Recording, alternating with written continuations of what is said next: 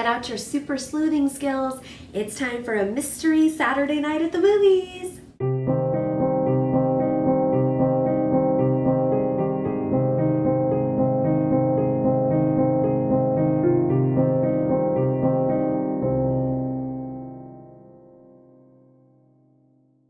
Hey there, Fiber Junkies! Welcome back to the Color Cauldron. I'm Johanna, the owner and dyer behind Push and Yarns and host of this podcast. This is my first video in like 2 or 3 weeks, which is the longest break I've taken since I started the podcast. And I am sorry that I have been absent, but my life has been a little bit crazy lately. And I was finishing up my last few weeks at the hair salon. I was extremely busy there, and then just had a lot going on with the yarn business and family and baby showers, and my sister coming back into town, she lives in Japan and she's back in town, and so I was trying to see her, and yeah, just a lot of craziness happening. So the last couple of weeks in a row, I ended up needing to take some time off of podcasting just to keep my head above water and survive. So I apologize for the break, but it was really good for me to have a little bit of time away, and I am so excited to be back with my favorite segment that we do on the podcast, Saturday Night at the Movies. So this month, we are doing a William Powell film. William Powell is our star of the month for September, and if you're not already familiar with him, let me give you just a couple of quick little tidbits about him. He was best known for his roles in the 1930s and 1940s, but he had a career that spanned the 1920s, from the early 1920s up until about the early 1960s. And he got his start in silent films in the early days of the 1920s. In fact, some of his early roles, if you see him or see photos of him in those roles, it's almost hard to recognize him at first. You can definitely see like his very noticeable, he has a very distinct features, so his face is very recognizable, but he was in a variety of wigs and odd costumes and makeup for some of his early roles, because when he was first starting out, he ended up having to play a lot of bit characters and a lot of like villains and sidekicks and just roles that didn't showcase his talents to the best of their ability and were a little bit interesting and sometimes kind of hokey costumes, because it was the 1920s. And so yeah, some of those roles are really interesting. But he really started to take off towards the end of the 1920s, and he got his big break in a detective film and at the end of the 1920s, and people started to get really into that genre about that time of kind of the sleuth going out to find the murderer or the jewel thief or whatever and following the clues, and audiences really enjoyed that kind of like mix of just fun adventure and thriller and mystery. And so he started doing several of those types of films around that time and quickly catapulted into leading man roles, where he stayed for most of the rest of his career until the last bit, and his last decade or so he ended up doing quite a few cameos and things because he was a very well-known name and had a lot of films to his credit, and so he would often show up in films just as a little bit part or as himself or something, doing cameos and small parts that were, just to kind of highlight his big name and take advantage of that, although he did do some starring roles in the 1950s as well. One of my favorite films from the end of his career was in the 1950s. There is a film with Lauren Bacall and Marilyn Monroe and Betty Grable called How to Marry a Millionaire. And he has one of the starring roles in that one. He has white hair and is an elderly gentleman, but he plays this rich millionaire widower, and he's classy and kind and upper crust and has a lot of money, but he's very lonely because his wife has passed away and his children are all grown up and out of the house, and he lives alone, and he's just lonely with all of his money. And he meets up with Lauren Bacall, who is a 25-year-old gold digger on the hunt for a rich man. And so they start dating, and she's trying to snag a millionaire so that she doesn't have to worry about money and she can have all the nice things she's always wanted. And she's a bit cynical in her outlook. And so she's having a relationship with him. And, then the whole plot of the film is these 3 girls trying to snag a millionaire, basically, so that they don't have to work hard and they are taken care of. And even though they're all young and beautiful, they're using their looks to try and get an older man. So I won't ruin the rest of the plot for you or tell you how that ends up, but it is a really great comedy. Really excellent performances from all of the stars that I mentioned, and William Powell is great in that one. So that's one of my favorites from the end of his career. But I absolutely love his films in the 1930s, which was his heyday. And there's kind of a cute little story about him. William Powell co-starred with a ton of beautiful women in Hollywood, and he co-starred with just about everyone who was popular in the 1930s and quite a few who never really got popular. And one of his most frequent co-stars and one of his favorite co-stars to work with was his good friend off screen as well, Myrna Loy. And together, the two of them created kind of a dynasty. They starred together in 1934 in Manhattan Melodrama with Clark Gable. And that film really took off and was a big success.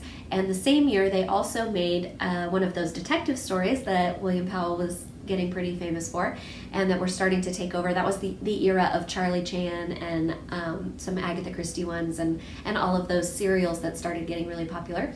And in 1934, Myrna Loy and William Powell starred in The Thin Man, which you may have heard of before. If you haven't heard of it, I highly recommend you go watch it. It is an amazing film, one of the best of the early 30s detective stories. And they play a married couple, Nick and Nora Charles, and their little dog, Asta. Nick is a detective, and he has married this high society dame with tons of money, so he's planning to retire and just spend time with her, spend her money with her, travel, etc. And he kind of ends up getting drawn into this murder case and ends up solving the mystery, and he and Nora go on this crazy adventure, and she's really into it because she knows about his career and everything, but she's never been exposed to that, being a Fifth Avenue heiress. She's never mingled with the, shall we say, less desirable elements of society that he mingles with on a regular basis in his work. And so she gets very caught up in the romance and drama and excitement of him working on this case and working with cops out on their beat and pickpockets and murderers and thieves and all these other people. So it's really fun, and that film was so incredibly successful that they ended up making a whole series of Thin Man films that the two starred in together over the next decade or so. And in addition to that, during the 1930s, Bill Powell and Myrna Loy ended up making a whole bunch of other films as well that were not just the Thin Man movies. They made a bunch of other comedies that were hilarious. They made a drama called Evelyn Prentice, which is amazing. Pretty much any movie that the two of them are in is going to be amazing. So I highly recommend you check them out. If you are unfamiliar with that screen couple pairing, you should definitely go check it out. And the cute story I wanted to tell you about is, after making several films in the 1930s together, William Powell and Myrna Loy were both at the top of their game in the 30s. So they were both big box office draws. They were some of the highest paid stars at their studio. They were becoming known as, Clark Gable was called the King of Hollywood, but William Powell and Myrna Loy were starting to become Hollywood royalty as well. And they were some of the most recognizable faces. And audiences just loved the way that they interacted on screen together. As I mentioned, they were good friends off camera, but they never actually had a romance, despite how it looked in the films. But they were such convincing actors, and there was real chemistry and charisma between them. Not so much a sexual chemistry, although it came off as that, and people did believe they were a real couple. But their just genuine respect of each other's art form and their love for each other as people and as friends really shines through their films, and they just work together beautifully. Their comedic timing together is on point. Their dramas are heartrending and gorgeous. They just really share the screen space well, and unlike a lot of other big actors of the time period, they manage to share the screen very equally when they're on camera together. You never feel like one of them is dominating the other, or is like, there's no sense of competition of trying to get the most screen time or their name above the title higher than the others or anything like that. They were very much an equal team. And so their natural charisma and joy working together really shone through, and audiences picked up on that, which is part of why they made so many successful films together. People couldn't get enough of their movies, and they made tons of money, so of course they made more. So there was a funny story where they go to film on location I forget which movie it's for, but they were staying in a hotel on location at their film set. And at the time, Bill Powell was dating Jean Harlow, who was one of the other most famous Hollywood stars at the time. And she came along with him to the hotel. And so when they made reservations, there was a little bit of a mix-up, and the manager of the hotel saw that William Powell and Myrna Loy were coming to town to work on a film, and Jean Harlow and a bunch of other actors as well. And he saw that they were booked in separate rooms. William Powell was over here and Myrna Loy over here, and he thought, oh, that must be a mistake. And so he changed the reservation and put them in the same room. So when the 3 stars showed up at the hotel to check in, they were greeted as Mr. and Mrs. William Powell, and we have your suite ready, Mr. and Mrs. Powell, and then Miss Harlow, we also have one for you. And it was really funny because there were supposed to be 3 rooms, and they only ended up with 2 because this guy had seen so many of their movies. He just thought they were married in real life, not just on camera. And that kind of is a little bit of a testament to the studio system in the early years of Hollywood was such an incredible production machine, and everything was very carefully calculated. All the publicity about their stars was very carefully run through all of the studio publicity departments and the studio executives.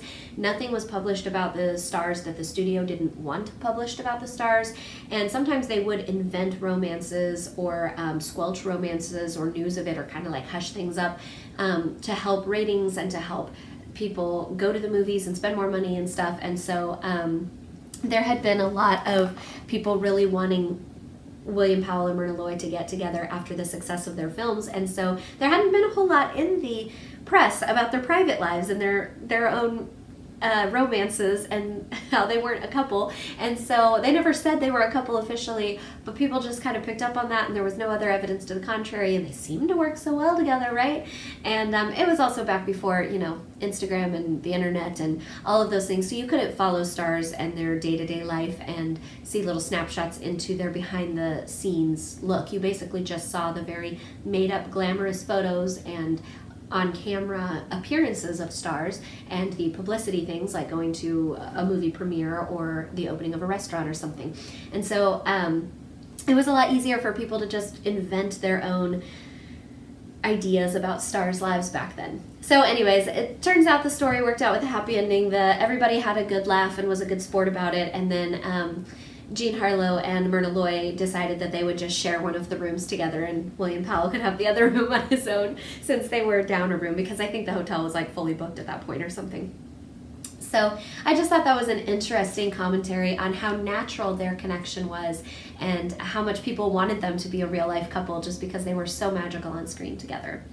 So that brings us to what is our film for this month's Saturday night at the movies. As you know, it's going to have William Powell in it because he is our star of the month. And if you have not ordered your yarn club yet, I will leave a link below, but you only have until midnight on September 7th. And I'm going to try to get this film or this video uploaded on Friday evening, so you have a whole day. There's a possibility it won't go up until Saturday morning if I'm experiencing technical difficulties, because I have kind of a tight schedule this evening. So I will do my best to get it up tonight, if not tomorrow morning, but you might only have a day or a little under a day to get your yarn clubs ordered.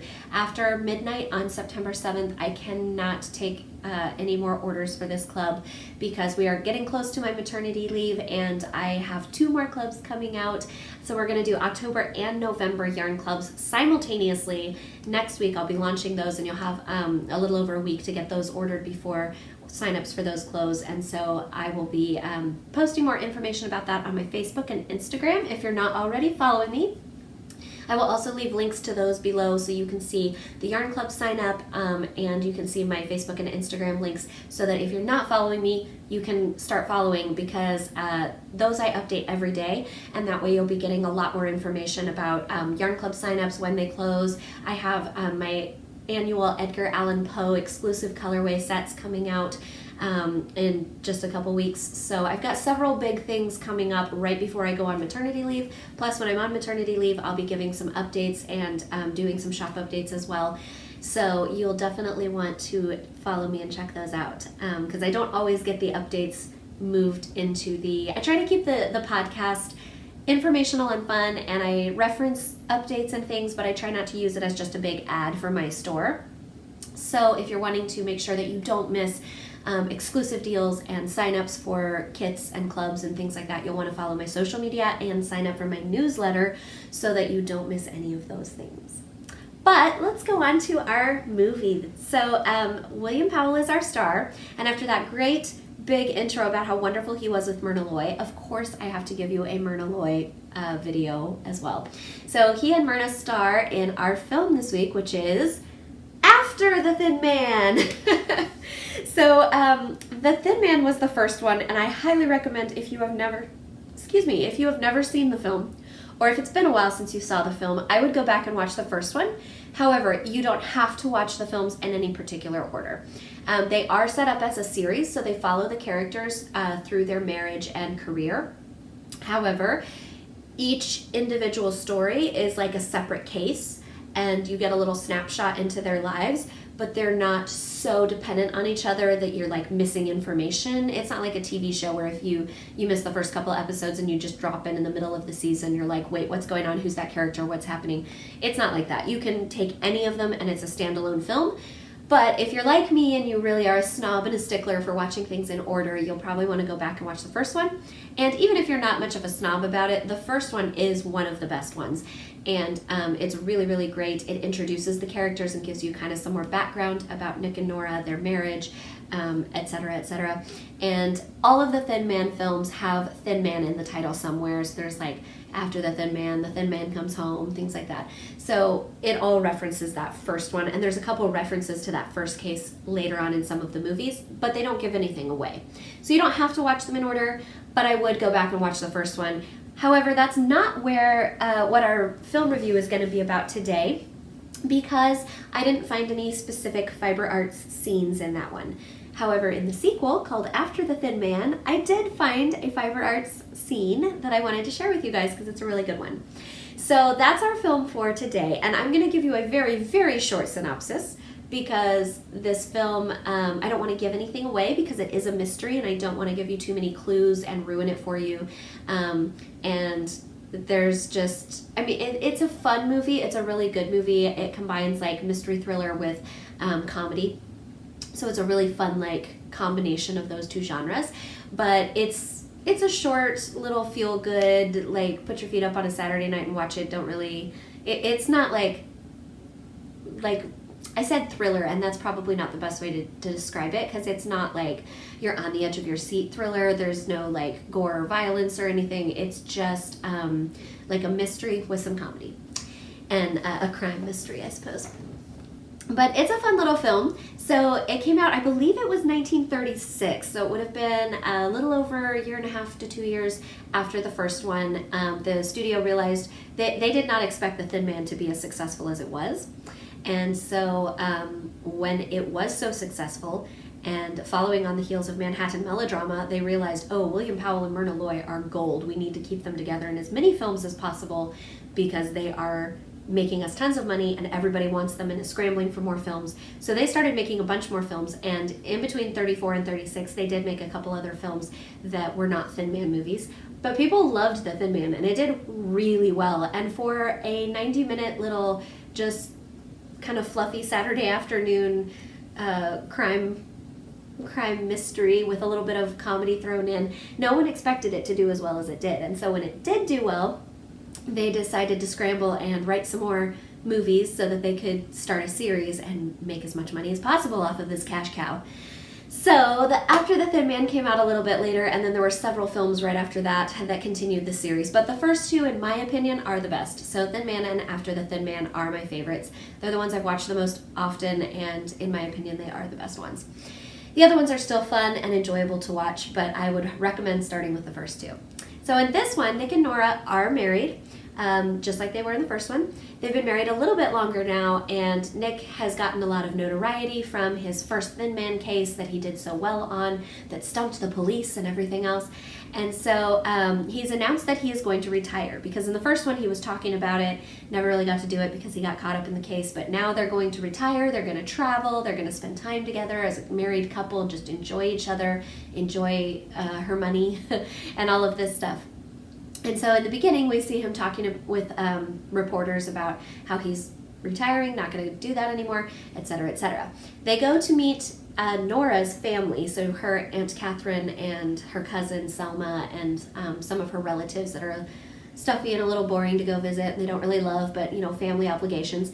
So they go to visit these relatives, and Nora's cousin Selma is all upset because she has a husband who's a gold digger. He basically just married her for his money. He's kind of a gigolo, kind of a no good guy, and he's gone missing for like 3 days, and she's sure that he's run off with another woman and is cheating on her.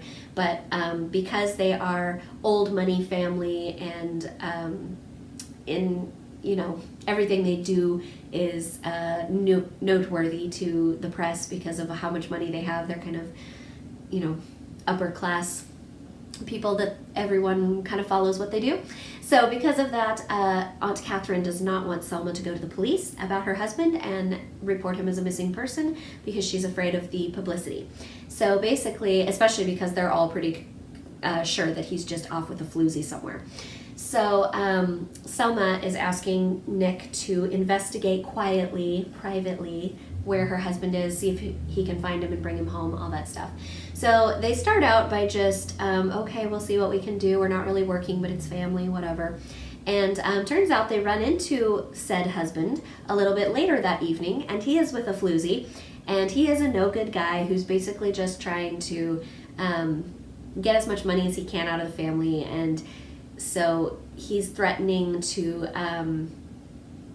he's basically trying to blackmail them with like, hey, if you pay me off with like $25,000, I'll go away and divorce the daughter of the house because nobody wanted her to marry him anyways, and I'll leave you guys alone, I won't come back, all this stuff. And so there are some family members and a friend of Selma's who are seriously considering this offer. Now this friend of Selma's is played by a very young Jimmy Stewart, so he's pretty young in this one, and he was actually in love with Selma, his character was. I think his name is David. David was in love with Selma before she got married, and she turned him down to marry this dashing, handsome, but totally awful, characterless gigolo. And since she has kind of regretted it, but it's kind of too late now, she already married him and all this stuff. But David still loves Selma, and so he still comes around. He's still a friend of the family, and he's trying to be supportive when her husband is going off having affairs and things, and he's seriously considering finding the money to pay off this no-good guy so that he'll just leave Selma alone so that he can have a chance at wooing Selma. So there's all this like family drama going on.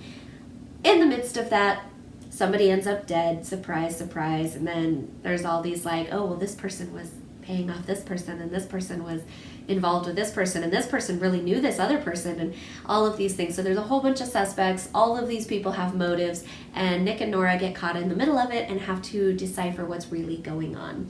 So I won't tell you any more about the plot because I don't want to give anything away, but it's a fun, short little movie with a good suspense storyline, good, clean fun for the family. A couple people get shot, I think, or get punched, but there's like no blood. It's not gory at all or anything, so you can watch it with your little kids. And of course, because it's the 1930s, there's no like cuss words or nudity or anything like that in there, so it's a pretty clean, fun family film, pretty simple and easy. And there's a dog. There's actually a couple dogs. In this one, the Charles have a little terrier named Asta, who's adorable. And on the first film, Asta was very, very important. I won't give away how, but he was very important in helping Nick Charles with his investigation in the Thin Man. So the dog was also extremely popular in the film, and the studio executives back then, they kind of had a formula in the studio system for when something made a lot of money. We'll just recreate the formula, oftentimes even hiring the exact same actors and just putting them in, giving them different names but having them play the same types of roles. And so when The Thin Man was such a hit, they just tried to recreate the formula as much as possible, and Asta was a major part of that formula because everybody loves a cute dog, right? Especially a cute dog that is helping his humans solve mysteries. So Asta comes back in this one, and they added a second dog, Mrs. Asta. She doesn't make much of an appearance. Asta's still the main one helping solve the mystery, but she shows up a few times, and she and Mr. Asta have had babies, so there's some cute terrier puppies in it. And who doesn't love a good dog, right? So that's the film. I will let you go check it out. I give it 5 stars. It's not like one of those epic, amazing films like Casablanca or something where you're like, oh, this film is going down in history because it's so good. I mean, it's just a feel-good, fun little film. But it is really, really well done. And my favorite thing about the Thin Man films, and the thing that made them so popular, was like we talked about, the charisma between the 2 co-stars and the unique blend. At that time, this was still a unique idea of blending comedy and mystery. So having this like serious, like people are getting murdered and bumped off, like combined with the 2 main co-stars are just really hilarious. And it's not like slapstick comedy as much. It's just a witty, dry comedy, and it's one of my favorite types of humor, actually. Just, little quips and funny little remarks and puns and jokes. And Nick and Nora are both, wealthy, upper crust, well-dressed, and they tend to swan around to society parties, drinking lots of cocktails and sleeping until noon, and then getting up and going and investigating the case, decked out in, floor-length gowns and jewels and cute little hats, and it's pretty interesting. But it's a really fun, unique blend, kind of like the society people who can also mingle with the lower elements, shall we say, of the crime scenes, and kind of see it as a lark. There's this idea in all of their films that Nick and Nora's characters, like, they're doing this serious work of solving crimes and everything, but they kind of see it as a little bit of a lark, kind of a joke, kind of a like, oh, let's just have fun and have an adventure. They never seem to get really freaked out, even when people are threatening them with guns and stuff like that. Nora occasionally does a little, but not nearly as much as I would if someone were threatening me with a gun. She's pretty cool as a cucumber. So they have this really interesting character to them, and I just really love their humor and their interplay with each other and the witty little quips that they make throughout the film. So it's a good time. I highly recommend it. I don't have any like deeper moral lessons for you or anything on this one because this is just kind of a fun film. I'm sure if I looked at it hard enough and long enough I could probably come up with something, but we don't need to always have a big moral lesson to just enjoy watching a film and having fun. So where is our knitting scene in this? This one you have to watch all the way to the end, although I guess now with streaming and DVD players and everything else, you could actually just skip to the last part if you wanted to. But the very last scene of this film is where you will find our knitting scene. And in this one, the case is all wrapped up, it's been solved, the characters, everything's resolved, and Nick and Nora are finally getting to go off on their adventure. Now that he's finally going to retire, right? We heard that one in the last movie, but he's trying again.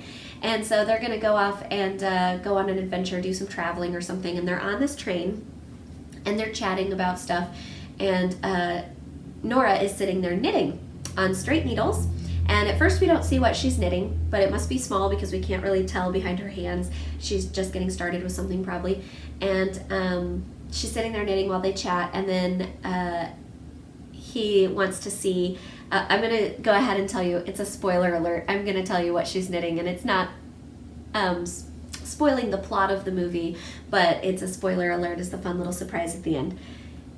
You probably guessed it already by now, but he sits forward and asks what she's making, and she shows him a little baby booty. And he doesn't get it at first, because sometimes men don't pick up on those things right away. So he does eventually pick up on it, though. And then in their next film, there's a third Charles in the mix, not just Nick and Nora. They're not alone anymore. So that's a cute little way to end the film, and kind of a cute little add-on of domesticity to their fun, adventurous, crazy lives. And it's a really cute little scene. It's very short and little and small, but it's really, really cute. And she's knitting these cute little garter stitch baby booties. I picked that film largely because I loved The Thin Man, and it's super iconic, and I love Asta the dog, but I also liked the knitting scene, and it seemed very timely for me because I'm expecting my baby in October, so a knitting scene that incorporates a baby announcement was really fun for me to pick out as well. So our pattern for this month is one that I actually have not knit yet. I really wanted to have a finished object to show you, or at least something in process. But I have not been getting as much knitting time in lately due to mostly my crazy schedule, but also I don't know if you guys are aware, because I was not aware of this until it happened to me, but some people, certainly not everyone, but some people when they're pregnant experience carpal tunnel or arthritis even when they hadn't before in their hands because of the extra fluid in your joints causing swelling and stuff, especially if you work with your hands a lot and stuff like I do. And so I unfortunately have been suffering for the last like 6 to 8 weeks with some carpal tunnel in my hands that I did not have before. And ironically, it's mostly in my fingers. I have a little in my wrist, but it's not as bad in my wrist. It's mostly in my fingers. But that has made knitting for long periods of time really difficult for me. So I've been knitting less because of that, as well as because of my busy schedule. And so that was part of why I didn't have a finished object for you. And the other part was because I actually ended up changing my original idea. What I was originally going to use, I ended up changing because I came across a way cuter pattern that I am going to be casting on hopefully this weekend or next week, but I haven't started it yet, so I'm just going to show it to you. But I mentioned on the podcast before that I had registered on our baby registry for a book of baby knits, and I received it at one of my showers this weekend. It's called Vintage Knits for Modern Babies by Hadley Fearlinger. So this was something I registered for because I don't knit for babies a lot. I've never been a baby person. I'm not around a ton of babies. So I haven't knit anything from it yet, but I just got it a few days ago. And so I've already looked through all the projects and I've picked out what I'm going to make for our little man, I think, which are these cabled booties. Here's a better picture. These little cabled baby booties. And since our knitting scene in The Thin Man, or After the Thin Man, is about Nora knitting baby booties, I figured I would knit some too. But I just love these ones because they don't take a lot of yarn. It's DK, and they're saying a ball of 107 yards is plenty, and I would almost guarantee you won't use the whole thing. But they look really cute and cozy, and I loved how they had these little like wavy cables going up the legs, so they come up a little bit higher than traditional booties, and almost like a boot shape, which I thought was really, really cute and would be good for a little boy. And then I also really love this little strap with the button that they have across the top. I just think they're really, really cute. And so I thought that these little booties, while not specifically 1930s, they were definitely had a little vintage flair to them, and they'd just be really cute and fun for our little guys. So I'm really looking forward to trying those out, and thank you to the friend who got me this book because I'm really, really excited. I can't wait to try them and show you guys what I end up making. In fact, I'm thinking about maybe later today, if I can get all of my work finished today, I'm gonna go stash diving and try to get those cast on. So that's what our pattern is. I will try to show you those booties once I get them knit up, or at least in process. I'll try to show them on later videos on the podcast, but I wanted to at least give you that little pattern idea. Yeah, I think that's where we will wrap up for today. It is now time to cast off. Love you.